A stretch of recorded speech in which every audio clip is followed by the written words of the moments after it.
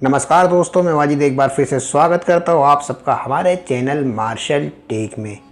मैं सबसे पहले हाथ जोड़ के विनती करता हूँ, जो मैं आपको रिकॉर्डिंग सुनाने वाला हूँ प्लीज़ ज़रूर आखिर तक सुने, जिसको कहते हुए मेरी ज़बान भी लड़खड़ा रही है कि किस तरह से शहनाज गिल जी को फंसाया गया है। कलर्स वालों ने किस तरह से फंसाया है, किस तरह से उन्हें तड़पाया है, किस तरह आठ आठ आंसू रोलाए, किस तरीके से वो अकेलेपन पे रोई, किस तरह उन्हें सिद्धार्थ जी से अलग करा, किस तरह उनके आई लव यू प्रपोज को छुपाया गया, किस तरह एक दूसरे को अलग करा, किस तरह उनके पापा को गुस्सा दिलाया गया, किस तरह उनके फ्रेंड्स को गुस्सा दिलाया गया।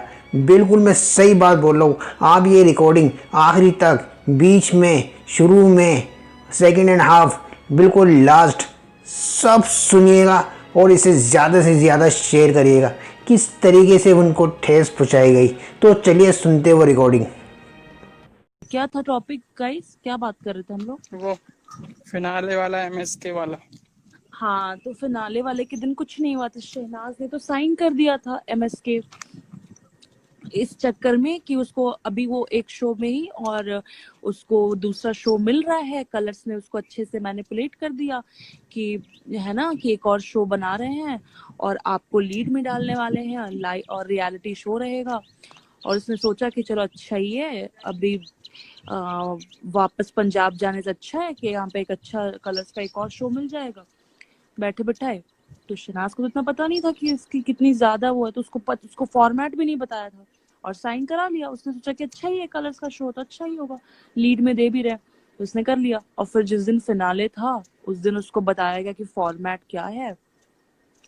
तो फॉर्मेट में उसको पता चला कि उसको लॉक्ड रहना है, और तो वो बहुत घबरा गई। फिर वो उसी दिन उसको पता चला कि उसको फिर से 3 मंथ्स के लिए लॉक होना है। तो वो बहुत घबरा गई, और इसलिए आपने देखा भी होगा कि वो बहुत ज्यादा सिद्धार्थ को लेकर के उस दिन और पॉजिटिव हो रही थी। तो इसीलिए उनकी फाइट्स भी, और वो बोलती ना मुझे ऐसे नहीं छोड़ सकती मैं, तो फिर सिद्धार्थ भी बोल रहा था कि कौन छोड़ रहा है, कौन छोड़ रहा है। तो ये सारी जो कॉन्वो हो रही थी ना, ये इसीलिए हो रही थी क्योंकि शहनाज बहुत अपसेट थी इस बात को लेकर के। वो हंस रही है आप देखोगे, लेकिन एक अंदर से वो डरी डरी, और कोई उसको इतनी खुशी नहीं थी, उसको कोई फर्क नहीं पड़ रहा था कि फिनाले है तो ये है वो है। मतलब वो था जैसे होता है ना कि इन द मोमेंट, मतलब ठीक है चल रहा है फ्लो में जा रहा है, लेकिन वो अंदर से बहुत घबराई और अपसेट सी थी। इतना एंजॉय नहीं कर रही थी फिनाले को, क्योंकि उसको एक अलग वो थी कि मतलब अब ये शादी का शो होगा, फिर उसको लॉक होना पड़ेगा। वो इतना सोच भी नहीं रही थी कि ये शादी का शो में क्या करवाएंगे क्या नहीं करवाएंगे, ये उसने बाद में सोचा है।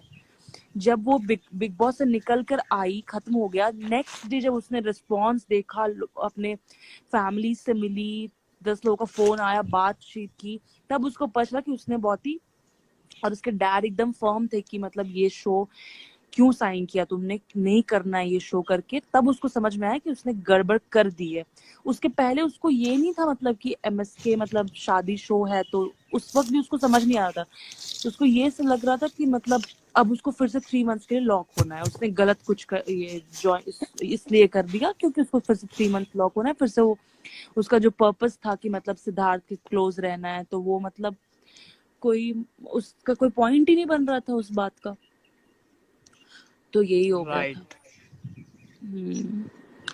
लेकिन और फिर शुद्ध मनोरंजन ने बताया भी था ना, वो एकदम सही बात बताई थी कि फिर नेक्स्ट डे उसको शूट जब था, एक दिन गैप करके शूट था, तो शहनाज को नहीं जाने दे रहे थे उसके डैड कि मतलब ये शो नहीं करना है क्योंकि ये बदनामी होगी करके उसके डैड मना कर रहे थे। और शहनाज को भी समझ में आ गया था कि ना उसके फैंस खुश हैं शो से, और उसको ये समझ में आ गया था कि मतलब उसने गलत शो चूज कर लिया है।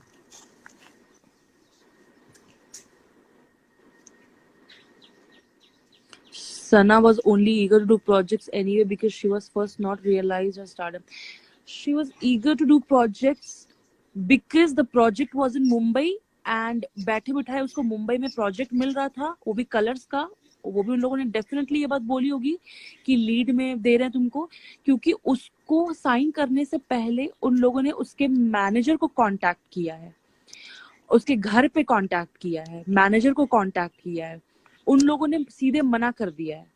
सोचो, कलर्स में भी यहाँ मैनिपुलेट किया है शहनाज को।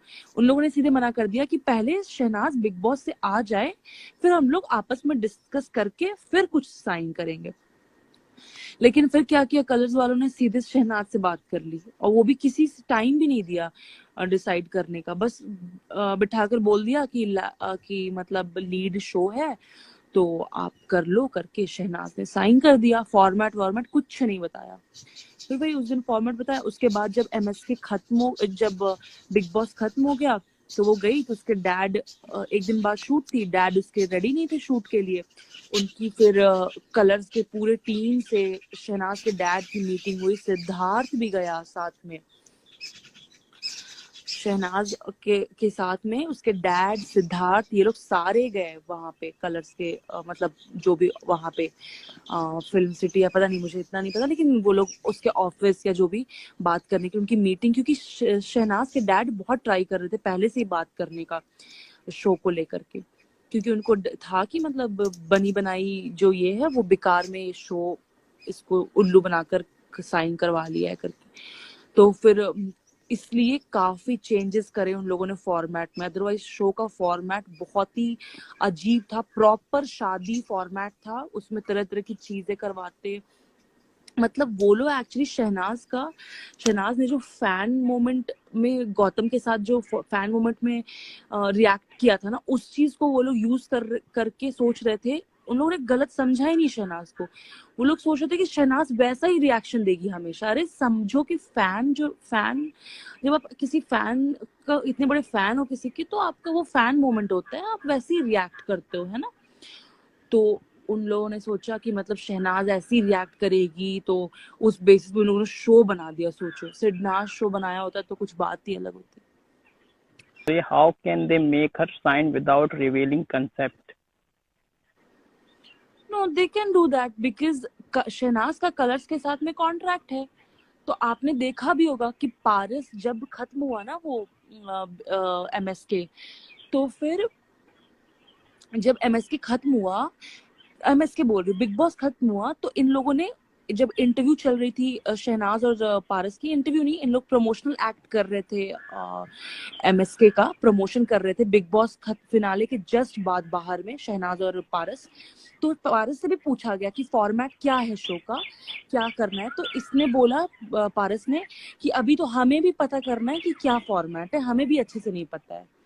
तो लोग करते हैं, जब आप कॉन्ट्रैक्ट ये पे रहते हो ना, आप टीवी आर्टिस्ट हो, तो आप मतलब उनके ये में आके कर देते हो साइन। और लीड में बोल रहे हैं आपको कि लीड में डालेंगे, या जो भी उन लोगों ने बोला होगा कि लीड में तुम लोगों को डालेंगे और एंटरटेनमेंट बेस्ड वो होगा करके कर हो जाता है साइन। इसमें कौन सी बड़ी बात है, कॉन्ट्रैक्ट रहता है तो आपको जो भी देंगे करना ही पड़ेगा। ज्यादा बार आप ना नहीं बोल सकते हो। तो और शहनाज को भरोसा था कि मतलब वो अच्छा देंगे, उसको क्या पता था कि मतलब ये वैसा होगा। मुझे ऐसा लगा, और उसने ज्यादा, मुझे नहीं लगता क्वेश्चन लेगा, क्योंकि अगर उसने डिस्कस करा होता तो आपको भी पता है सिद्धार्थ तो कभी भी अलाउ भी नहीं करता। और यही बात पता भी चली थी कि उसने बिना जाने कर दिया था साइन। उसको लगा कि मतलब ये मुंबई में रहने का सही तरीका है, एक अच्छा, पता नहीं बिग बॉस के बाद उसको मिलेगा कुछ या नहीं मिलेगा, क्योंकि वो बहुत अंडर कॉन्फिडेंट थी इस बात को लेकर कि उसको पता नहीं था ना अपनी फैन फॉलोइंग इतनी ज्यादा वास्ट है, हो जाएगी इतनी ज्यादा ये। तो उसने कर दिया साइन। फिर डैड ने उसके बहुत सारे चेंजेस करवाए, और फिर भी वो रेडी नहीं थे। बहुत बहुत ये करना पड़ा, बहुत पापड़ बेलनी पड़ी, तभी तो शहबाज को साथ में भेजा। उन लोगों ने रेडी हुए वो लोग कि शहबाज साथ में जाएगा, और वो लोग काफी कुछ जो टास्क थे, जो उन लोगों ने प्लान करा था टास्क, वो सारे टास्क का फॉर्मेट चेंज करा गया। शहनाज के डैड ने पूरा वो करवाया कि कुछ भी ऐसी वैसी टास्क नहीं होनी चाहिए।